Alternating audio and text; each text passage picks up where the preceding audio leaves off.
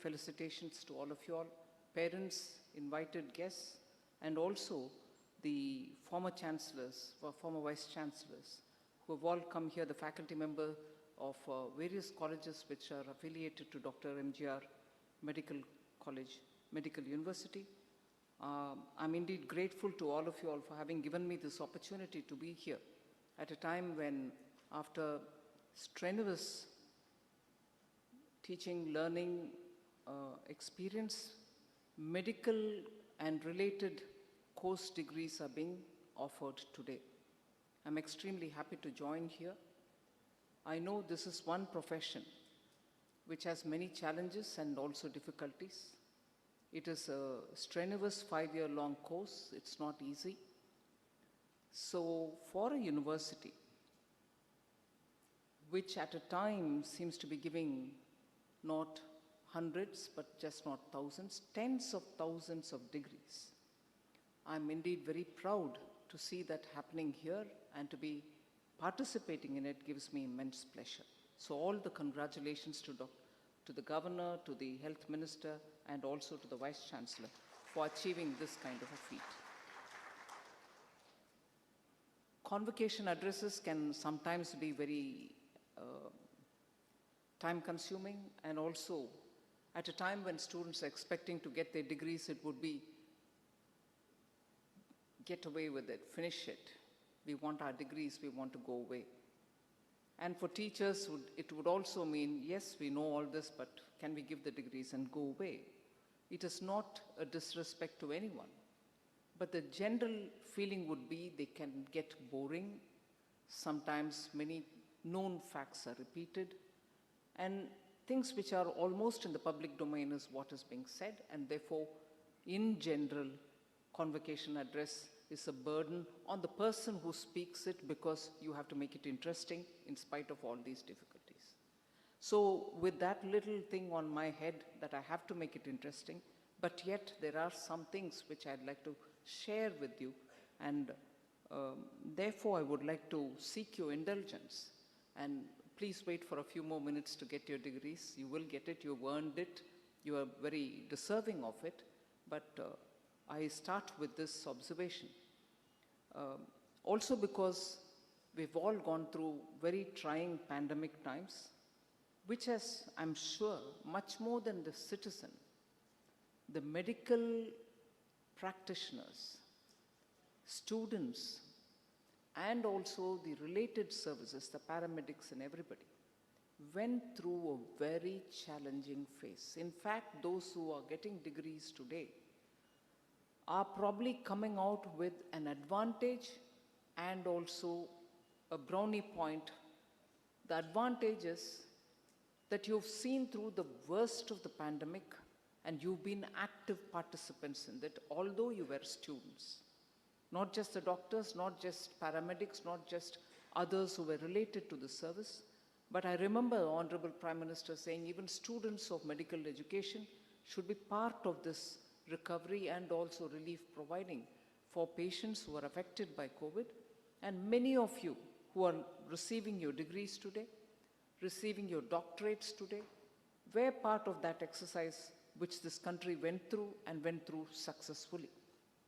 I would certainly like to cover at a later part of my speech about how a democratically parliamentary based, with an elected government country, with people's participation, could face the multi-pronged challenge of addressing COVID.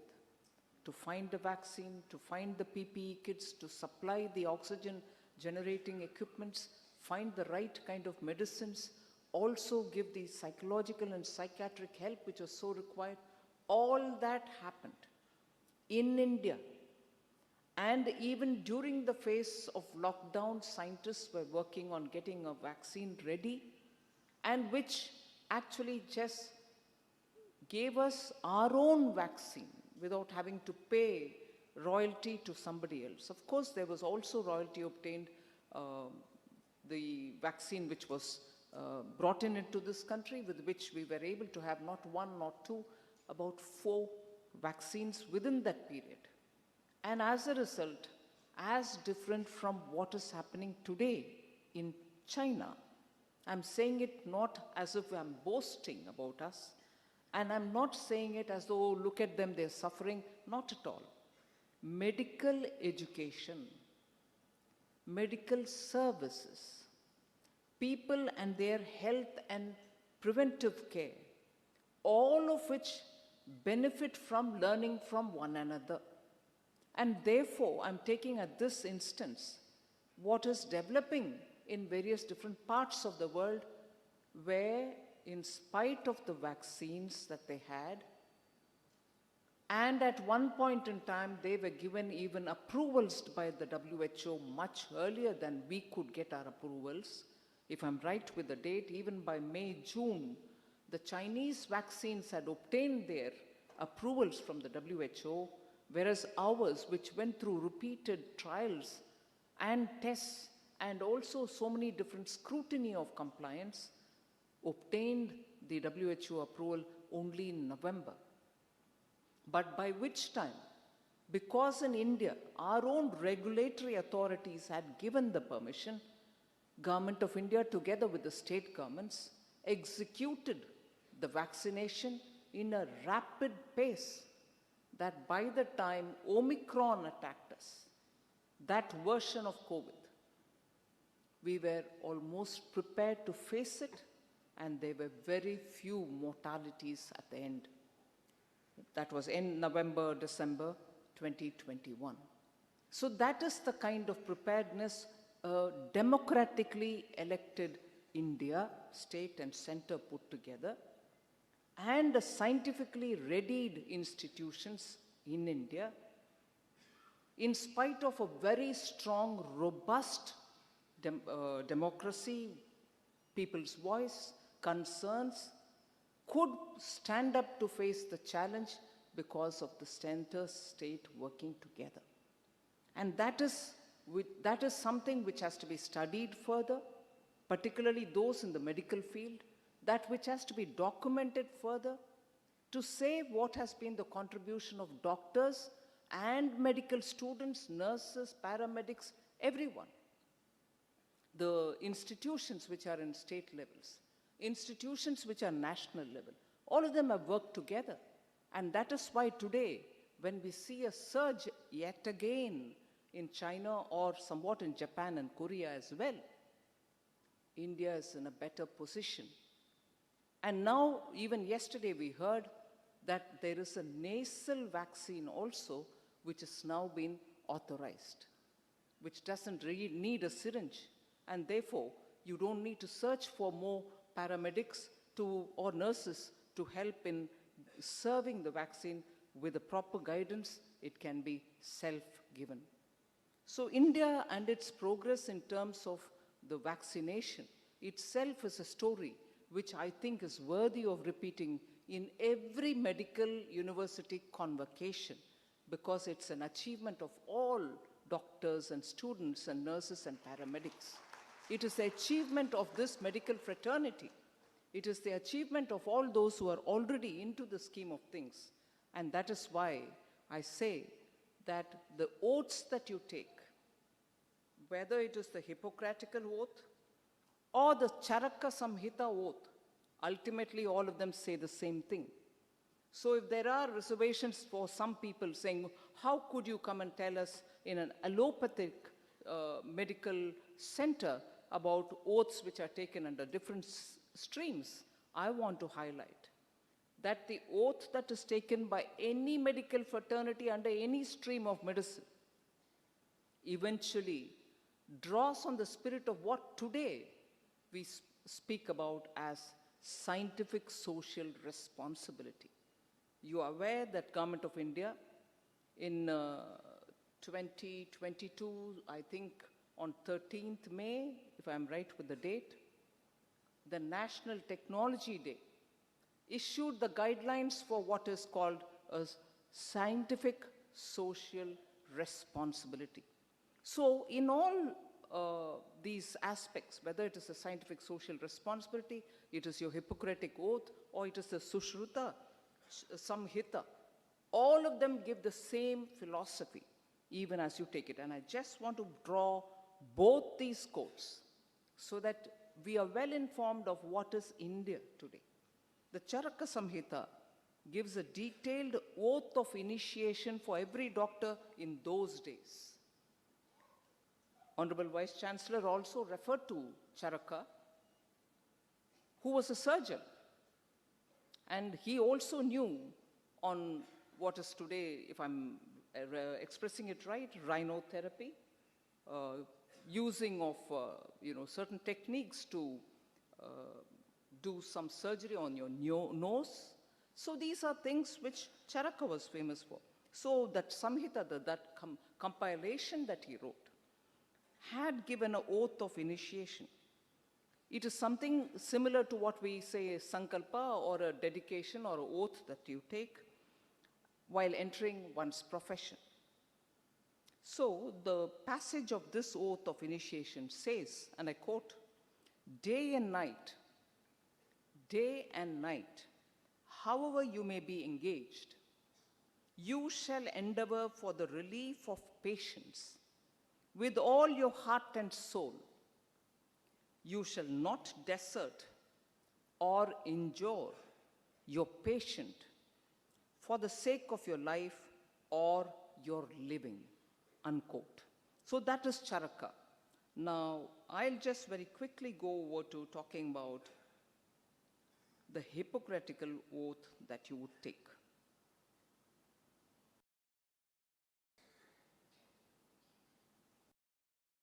Actually, the Hippocratical oath is a commitment to uphold the highest of ethical standards in the practice of medicine, including the principles of non-malfeasance and actually the principle of beneficence.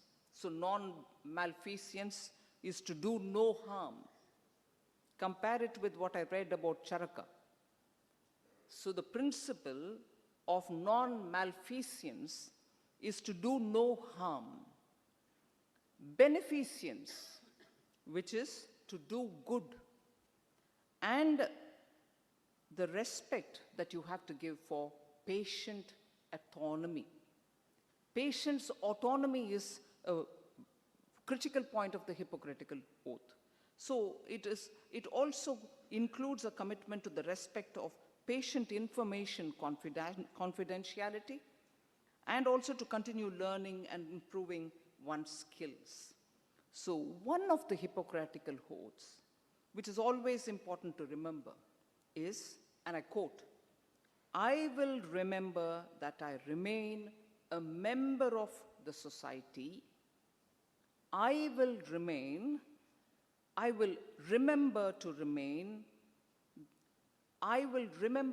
that I remain a member of the society with special obligations to all my fellow human beings, those sound of mind and body, and as well as those who are infirm. So just see and compare for yourself.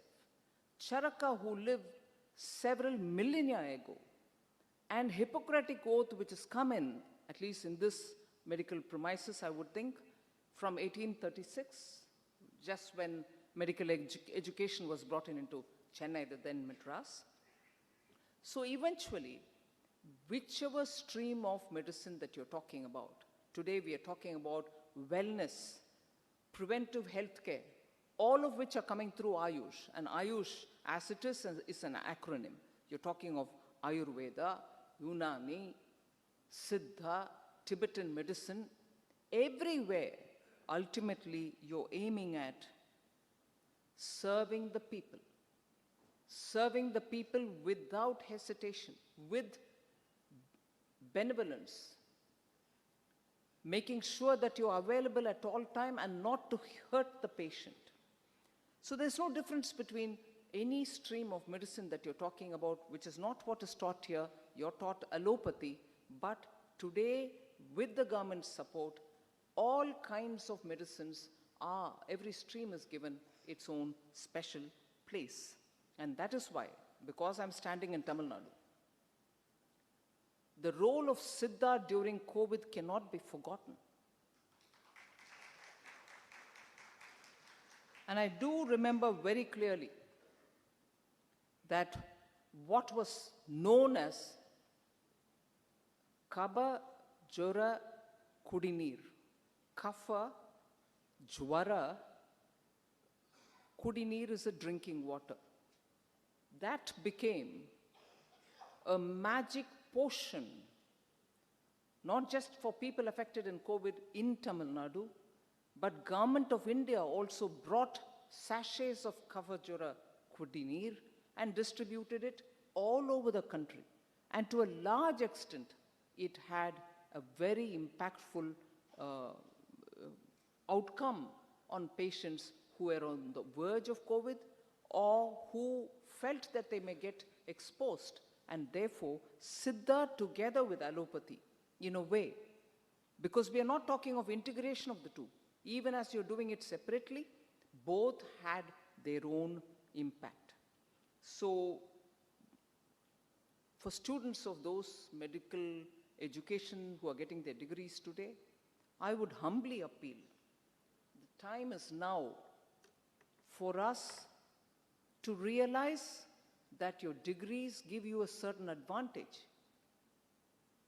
But the traditional medicine of today, which we have over the centuries, millennia, have a very big role to play, and that is why today the wellness centers which are established at the taluk level have all gained a lot of acceptance from the people.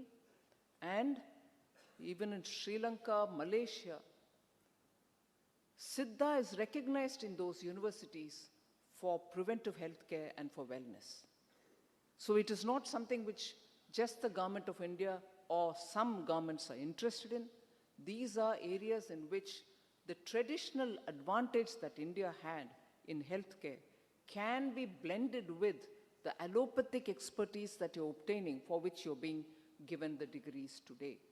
Government of India has been spending a lot of time building these wellness centers, which have every Ayush according to the state's requirements. So Tamil Nadu would largely have Siddha, Kerala would have Ayurveda, whereas Ladakh and Leh would have Tibetan medicine. Some parts of India would have Unani, and so on.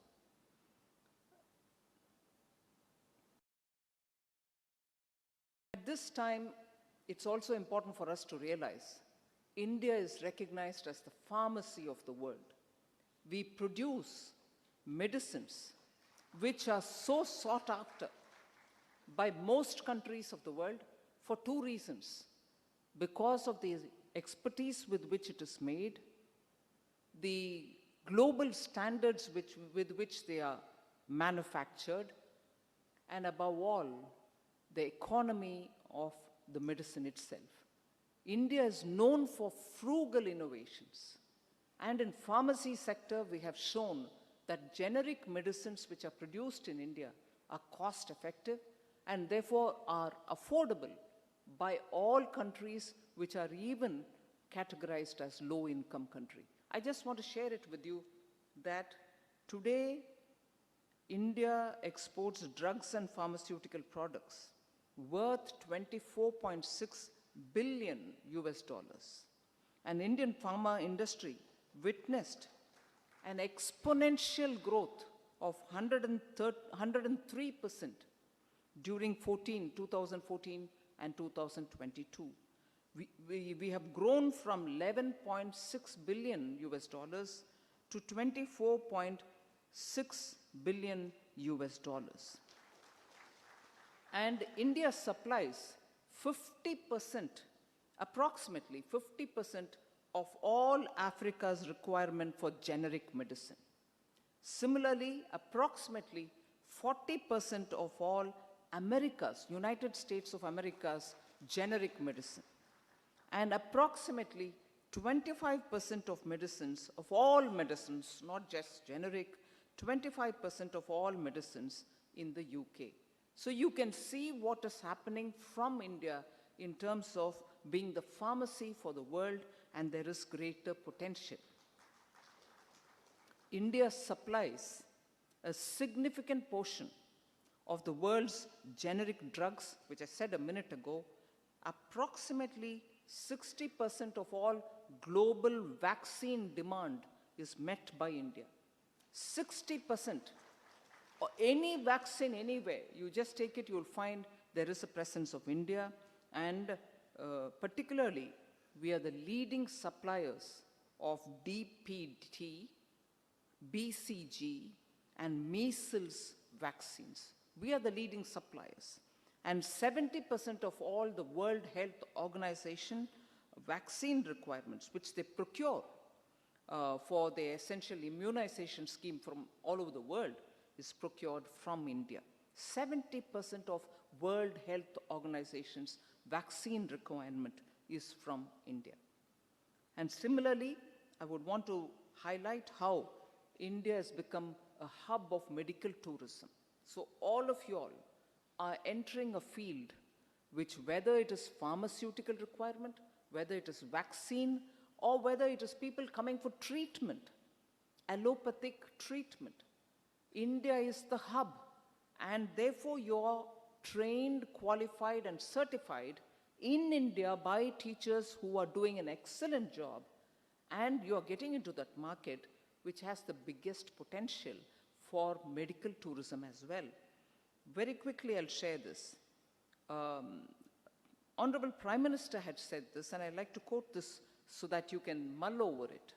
And I quote, "In the coming years, I envision India as the go-to destination for quality and affordable care, medical care, health care. India has everything needed to be a hub for medical tourism," unquote. Again, some statistics which will show you're going to be most sought after with the qualifications that you have, and the world is looking at you to serve them. So what is the size of the medical tourism that we have in India? It is estimated to be around $9 billion US, which makes India stand the 10th biggest global medical tourism hub. Can you imagine this? In the world, we are the 10th largest medical hub. How was that possible? It is because of good institutions which train good doctors, and you're there, out there for looking at that market which you can serve, which means you see approximately 2 million patients visit India each year from how many countries? 78 countries. For medical, for wellness, and for IVF treatments, generating $6 billion US for the industry, which is expected to reach $13 billion US by the year 2026. In another 3 years, it is going to be reaching $13 billion, which is, I would think, a very big asset for India, but I would want you to be a lot more enthusiastic about it. I don't seem to get that from you. It is about you. It is about your contribution. It is about this institution. It is about these teachers who are making you all the best in the world, that the entire world is looking at India for telemedicine, wanting to come here to get your services done.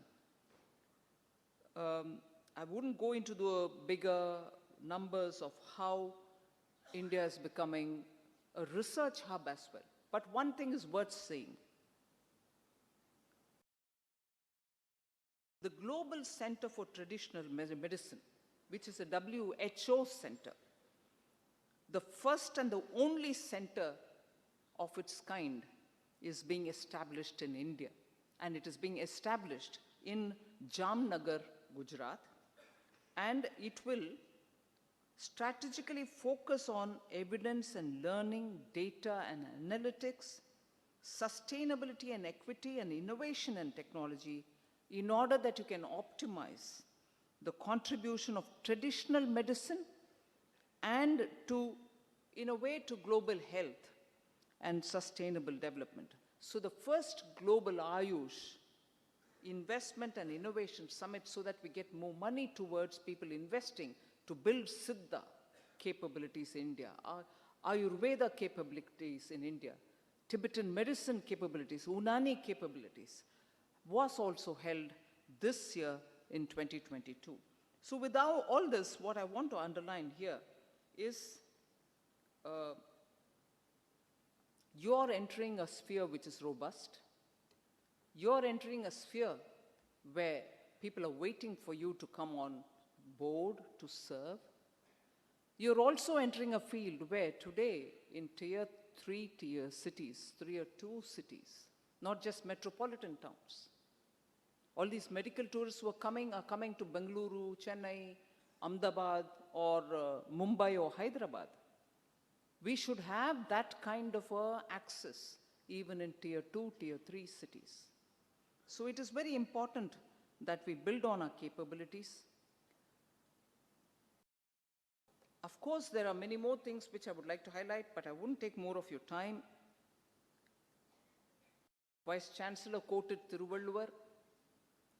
I'm equally tempted to quote one more from Thiruvalluvar. It may not apply purely to medicine, but a doctor would certainly, a nurse certainly, and somebody else who helps in the hospital when the patient is admitted would certainly be rewarded because of this virtue about which Thiruvalluvar speaks. Kalathinal seida nandri sirideninum ஞாலத்துன் மான பெரிது. So that little help a doctor does, a nurse does, or a patient's assistant does, a healthcare worker does, is a timely assistant. And that assistance is bigger than the entire earth, is what I would see that Kural telling us. And therefore, with that kind of a overall picture, I would want to highlight that you are coming into a domain which in India is the best place to be. It's the best place to be in because the world is looking at India to serve it.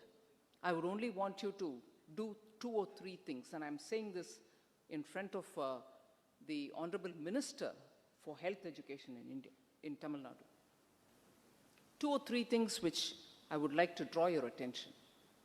There is definitely a need for strengthening medical education.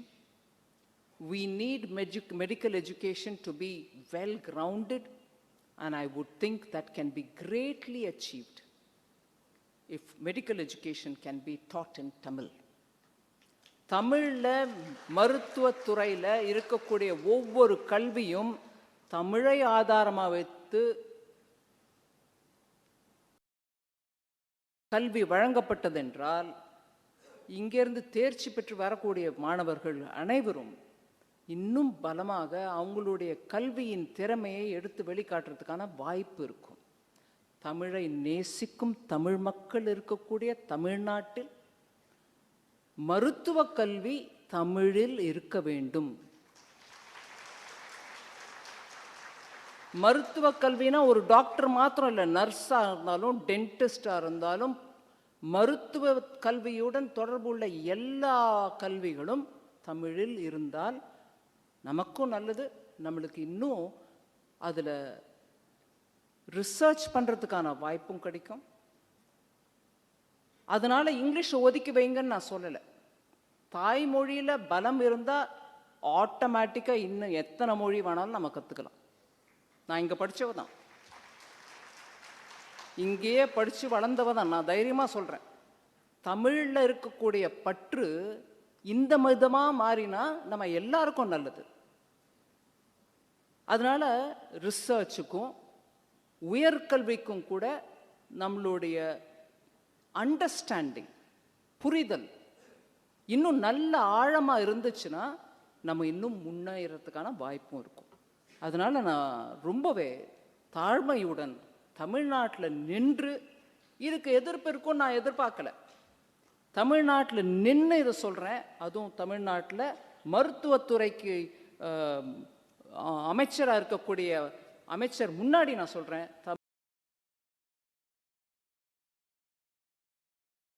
தமிழ்நாட்டில் medical எஜுகேஷனை தமிழில் நடத்தினா டெஃபினட்டாக அதுலேருந்து நம்மளுக்கு எல்லாருக்கும் நல்லது நடக்கும்.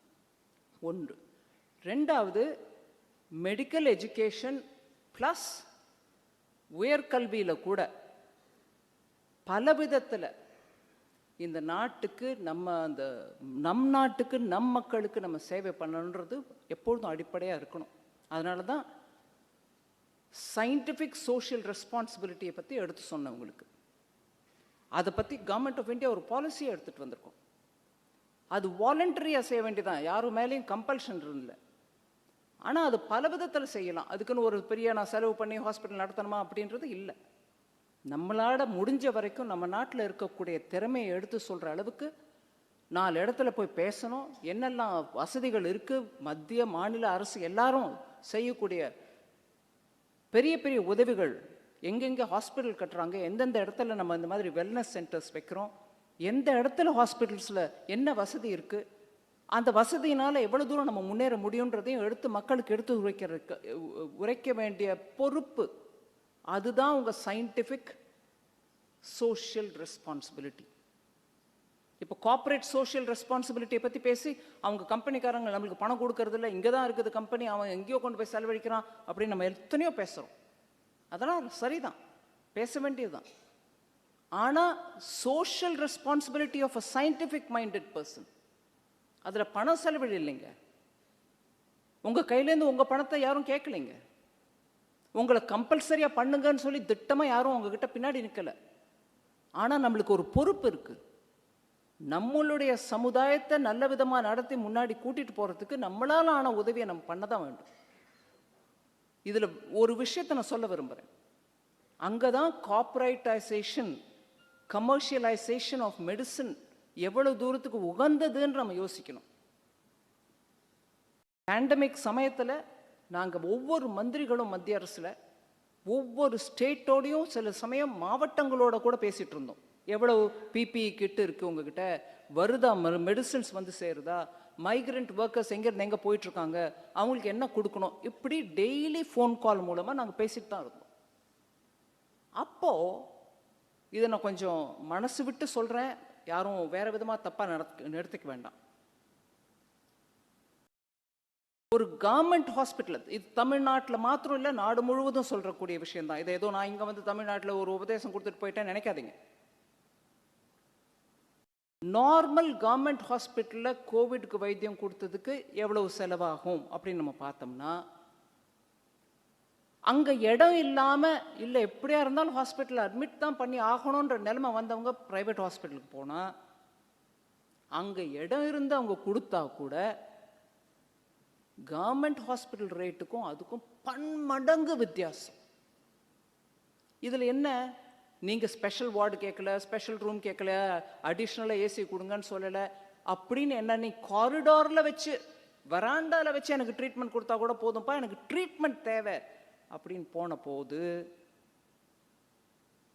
தனியார் ஹாஸ்பிட்டல்ஸில் சிலர், நான் எல்லாரையும் சொல்லலை, எல்லா தனியார் ஹாஸ்பிட்டலையும் சொல்லிட்டேன்னு நீங்கள் உடனே தப்பாக அபிப்பிராயம் எடுத்துக்க வேணாம்.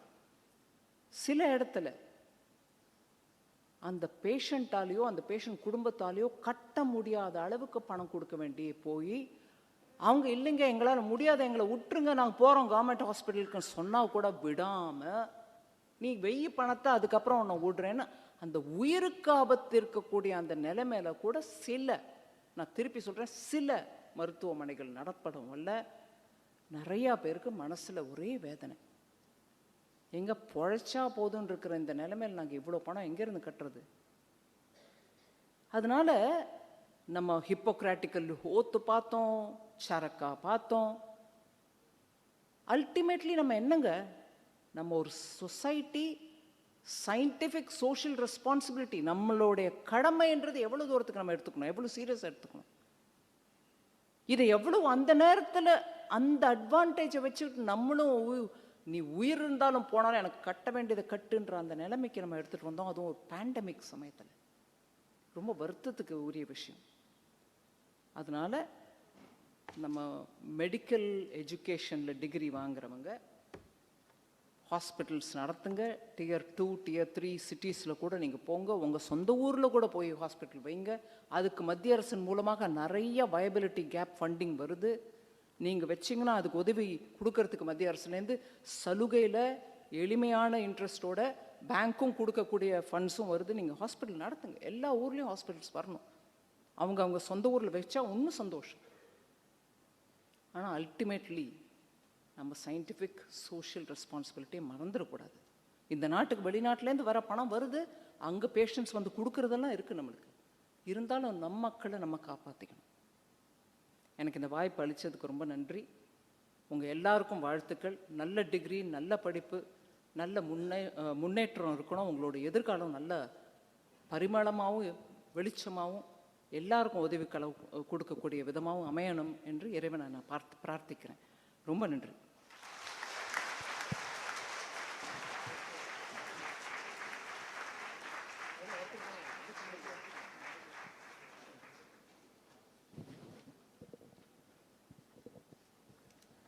Let the candidates be now presented.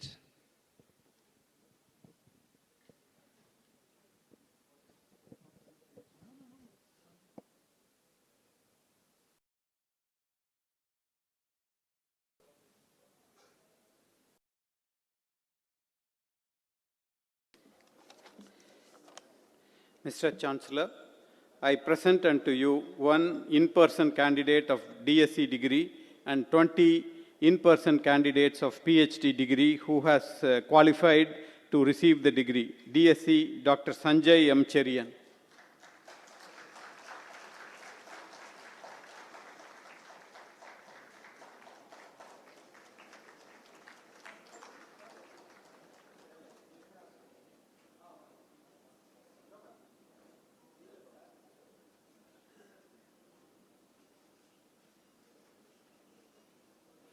PhD Dr. Joy Varghese S.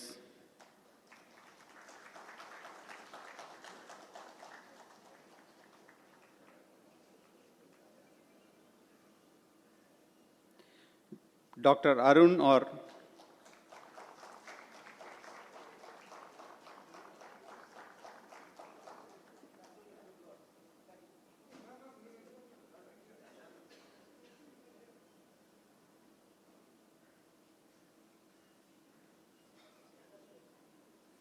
Dr. Sita Lakshmi K.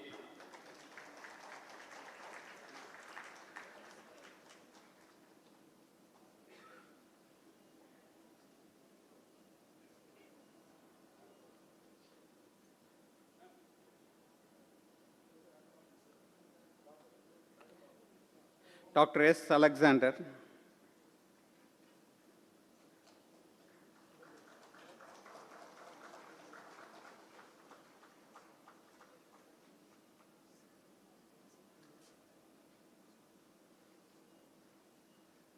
Dr. Pungudi K.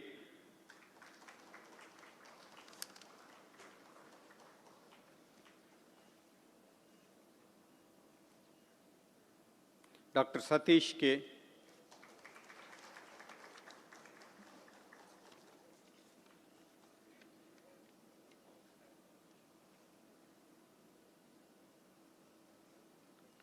Dr. Ram Kumar K.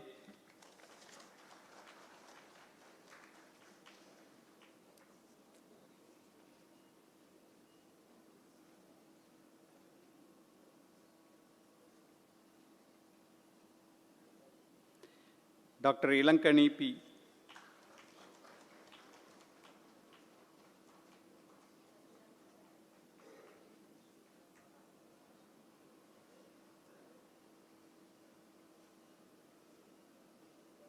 Dr. Dinamalar I.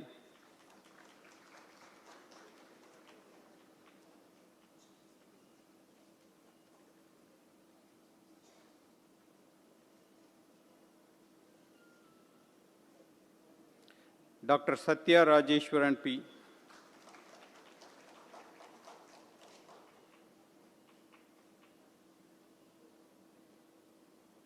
Dr. Natarajan S.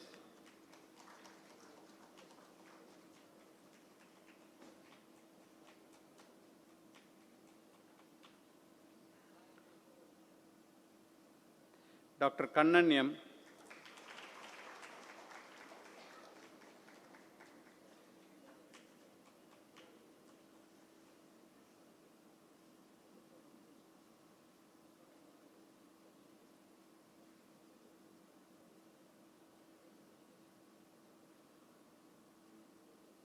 திருமதி திவ்ய பிரபா MS.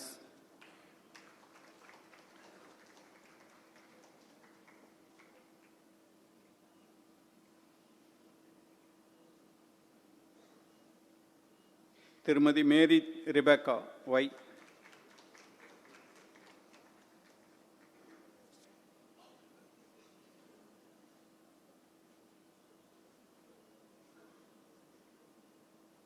திருமதி ராஜசுந்தரி M.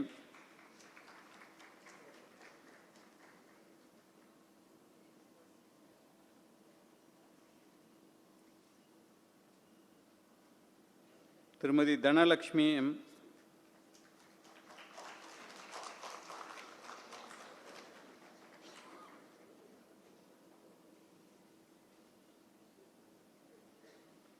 திருமதி குமுதவேணி B.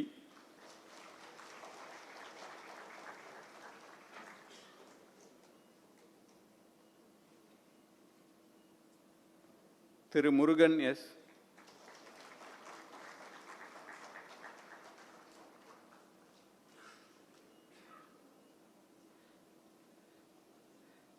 திருமதி Sudha M.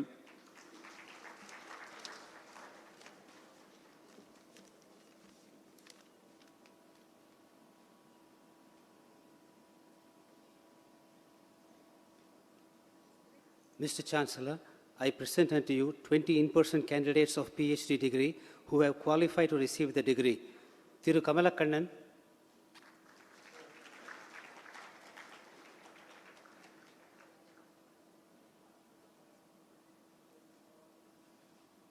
Tirumati Gigi,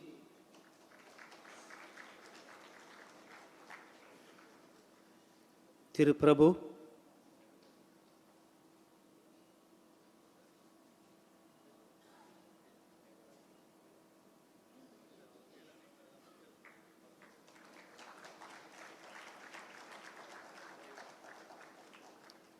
Thiru Jambalingam,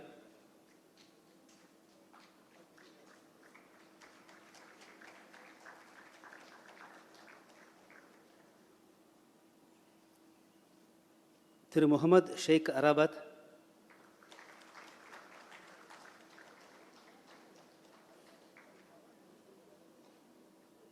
Tirumati Lavanya,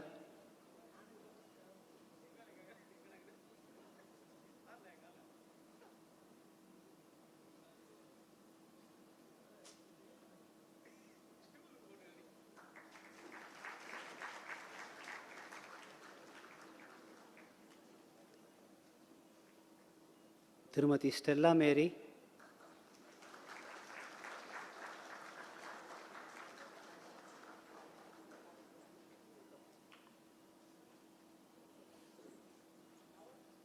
Tirumati Leena,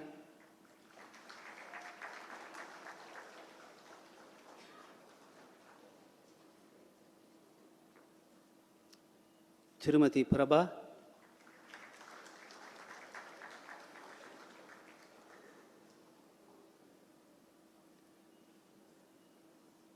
Tirumati Shenbagavalli,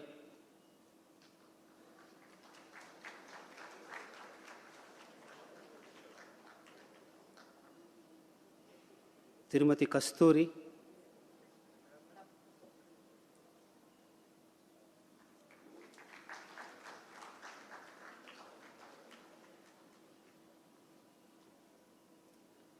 Tirumati Rajeshwari,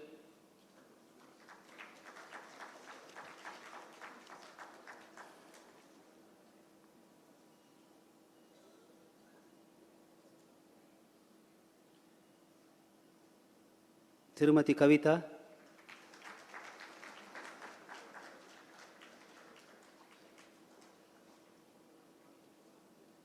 Tirumati Bhanumati,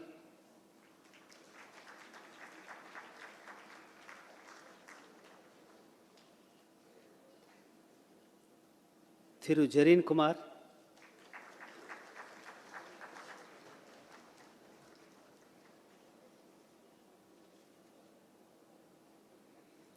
Tirumati Reena,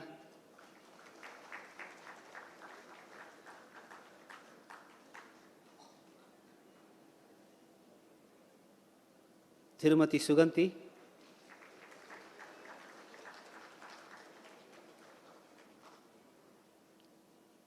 Tirumati Gracie,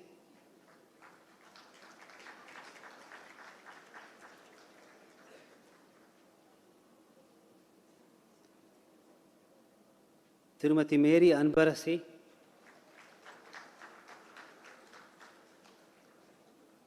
and Tirumati Neela.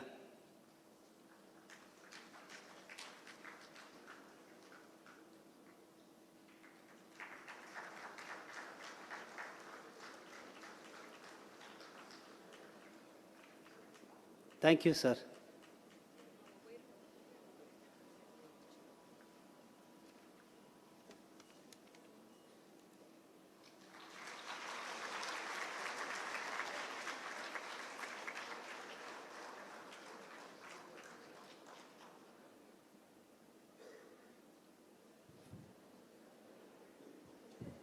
Pardon me for breaking the protocol. I'm so pleased to introduce her. She herself tells me that her husband is a driver and he has encouraged her to do this and come out like this. Very வாழ்த்துக்கள்.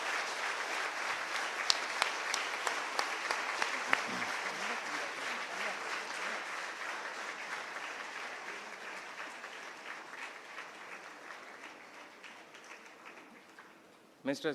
Chancellor, I move that a total of 29,579 candidates who could not be presented in person and who have also been qualified to receive the various degrees in the faculties of the Tamil Nadu Dr. MGR Medical University be admitted to their respective degrees in absentia.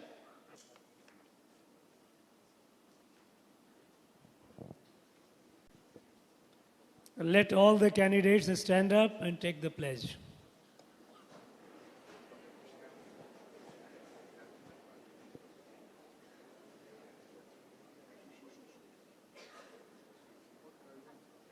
We shall in thought, word and deed be ever honest in the discharge of our duties and uphold the dignity and integrity of our profession and the honor and name of our university and our alma mater.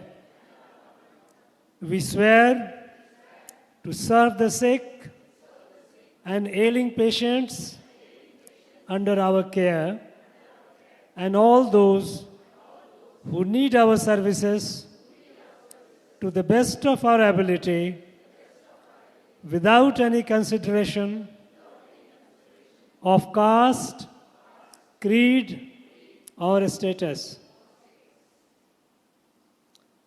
By virtue of the authority vested in me as Chancellor, I admit those presented here and those presented in absentia for the degrees of the various faculties of the Tamil Nadu Dr. MGR Medical University, for which they have been declared qualified in this university, and in token thereof, I authorize the admitted candidates to wear the robes ordained as the insignia of their qualifications. Let the candidates be seated.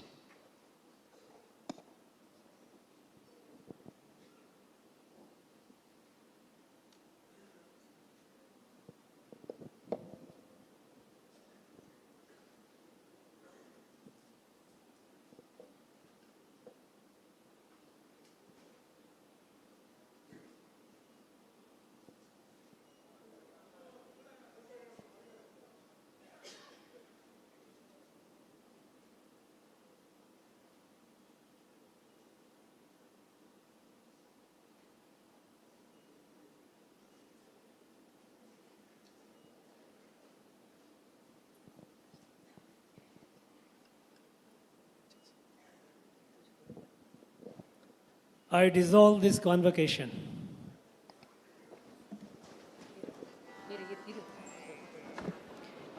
as a token of our gratitude and thanks to the Honorable Finance Minister, the Honorable Governor Chancellor and the Honorable Pro Chancellor, the Tamil Nadu Dr. MGR Medical University would like to present a small memento to all three of them.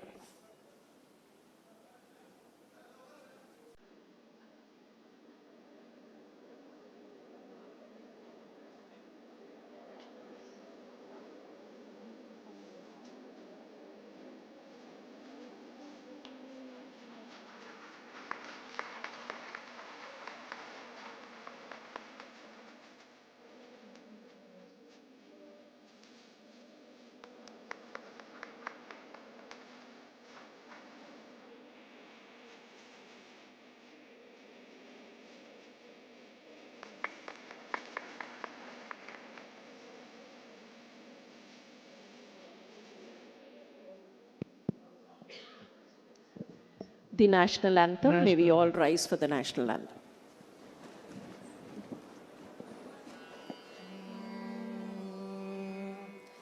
जनगण मन अधिनायक जय हे भारत भाग्य विदाता पंजाब सिंध गुजरात मराठा द्राविड उत्कल वंगा